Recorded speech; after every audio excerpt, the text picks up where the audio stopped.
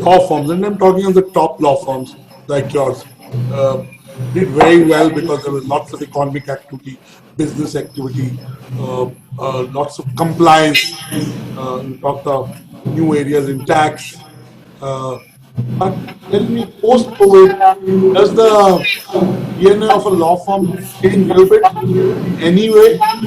Of course, the good things will need to be there, but shall we add on?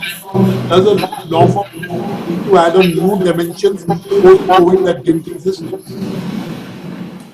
No, you see, fact of the matter is, COVID is going post-COVID. What is the change that is going to happen? The change is twofold.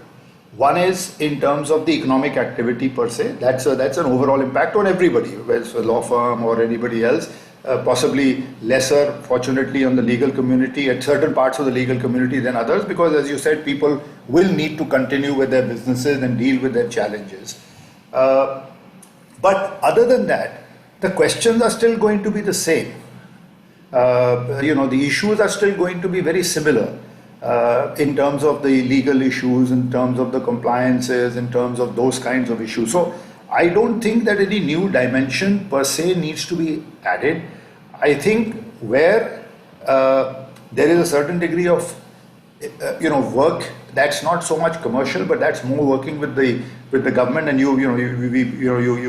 think that's one area that you've been mentioned in when you had interacted about policy and should lawyers play a greater role in policy making and in advocacy, etc.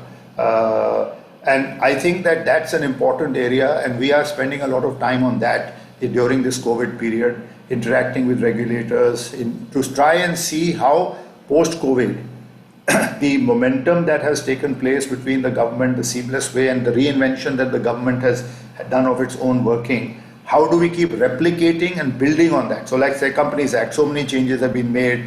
How do we take that momentum and put it across other statutes? We have decriminalized, that's a very big initiative that I am working on. So it's more about adding new areas which may not necessarily be commercial from a point of view of being client-centric, but I think which are really enablers to see how in this situation, how can we do things better? So migrant labor, for example, what happened, instead of just being a part of the problem and cribbing, etc., we actually prepared a detailed paper, which we are now sharing with the government in terms of identifying where we think the issues went off, who's to blame, not with a view to be a blame game, but to find solutions to it.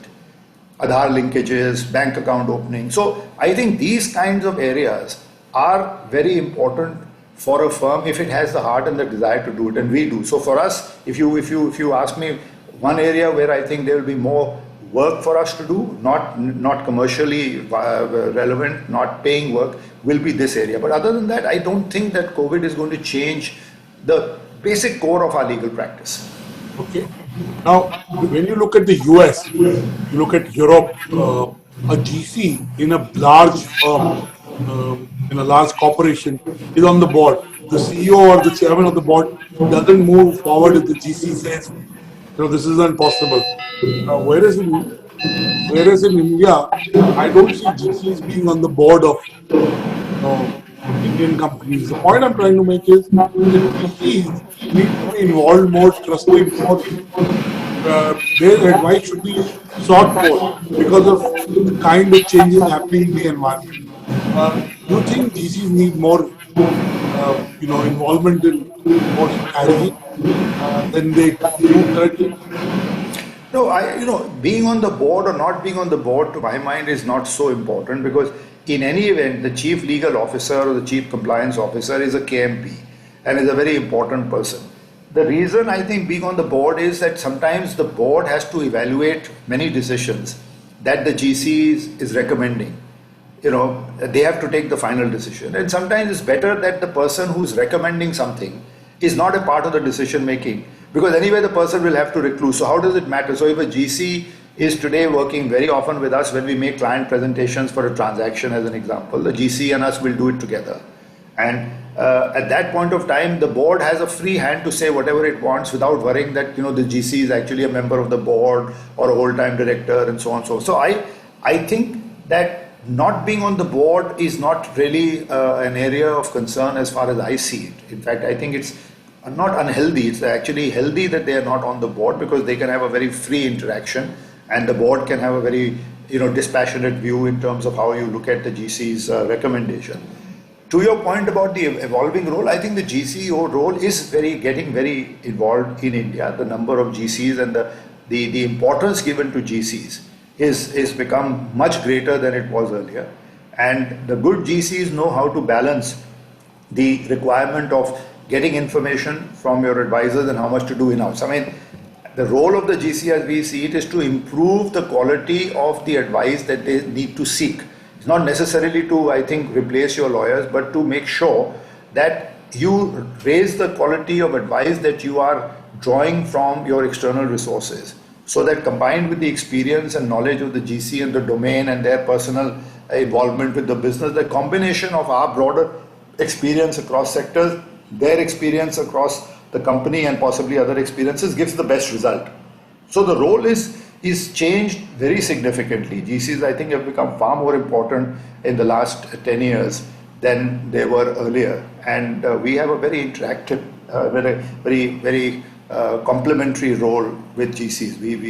We don't see any sort of rub between us and the GCs in most of the deals that we work with. Most GCs are pretty mature to understand, as I said, where this advice has to be got versus what you do in-house. It's all about sharing experiences to get the best result for ultimately one person, which is our client and their employer. That should be the objective. Okay. Now, I'm asking this question so that younger legal professionals watching this or reading your interview get inspired and in some way learn from you. What do you think made Mr. Ajit Goel the successful legal professional that he is and a successful law firm he owns? So, is there rules that young legal professionals can follow to be able to some way be successful in the legal profession? Right. So first, let me tell you that we have only 3 age categories in AZB: young, quite young, very young.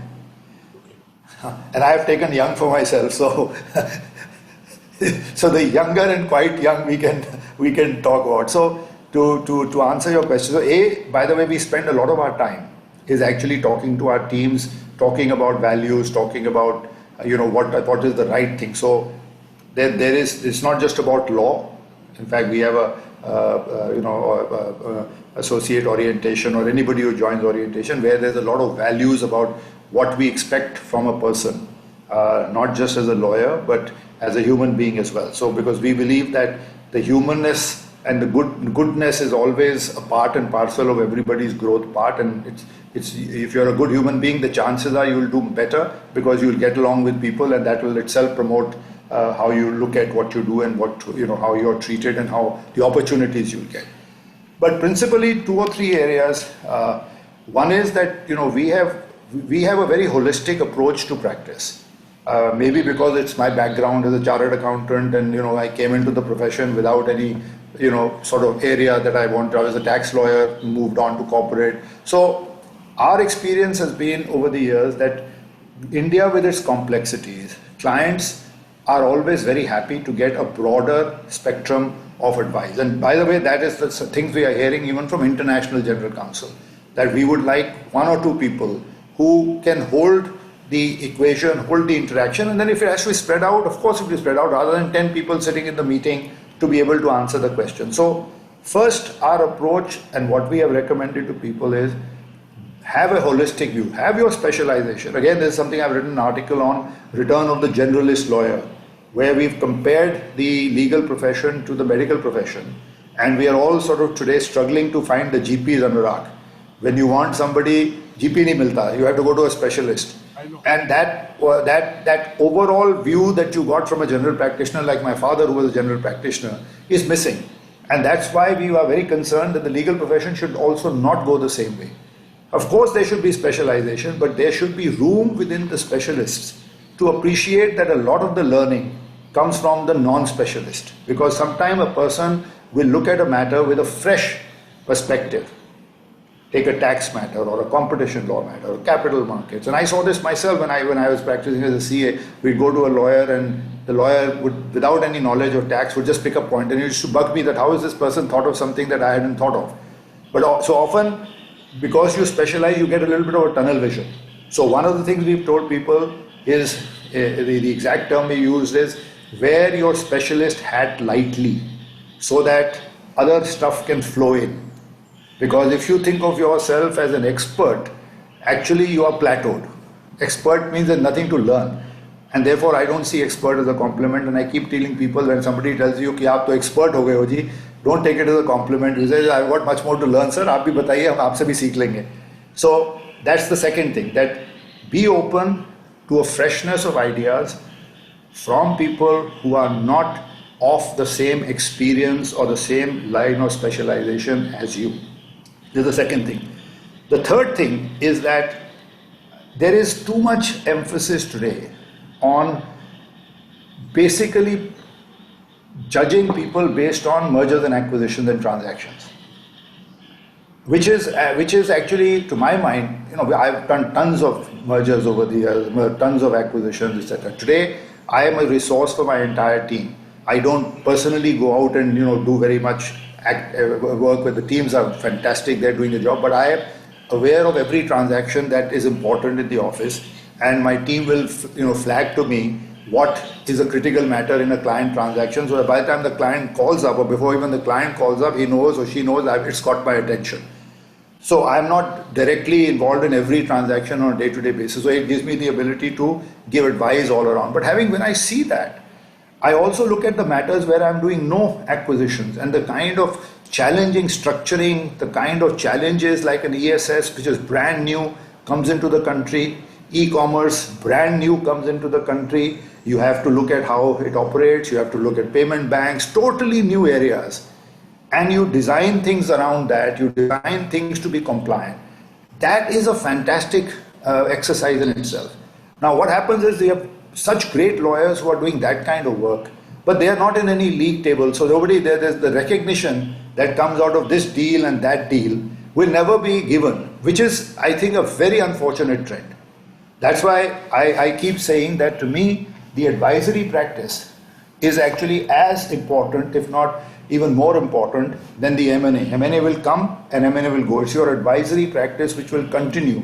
How you deal with clients, how you give them an entry strategy in India, how you keep reshaping their entry strategy as regulation evolves. So that particular aspect of advisory, I have always told our lawyers, do not get disappointed when you are put on a matter where it's a fantastic client, but the client doesn't do M&A. I know that you will not appear in the transaction, but that doesn't mean your experience and your quality of work is not being valued by the client, and these are very important clients. So that's an important area to handle these days, because, as I said, people want recognition.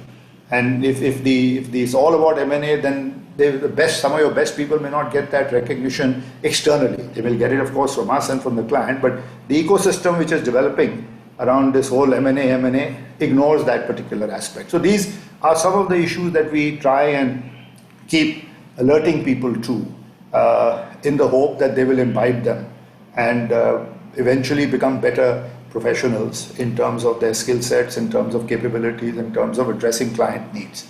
So our basic motto is, find business solutions to legal problems. That's what we pride ourselves for, and we are very accessible. We like to be accessible to clients. So that's how we've sort of evolved this whole process, and that's the kind of advice we give our junior lawyers and our, the partners in terms of the mentoring that we provide.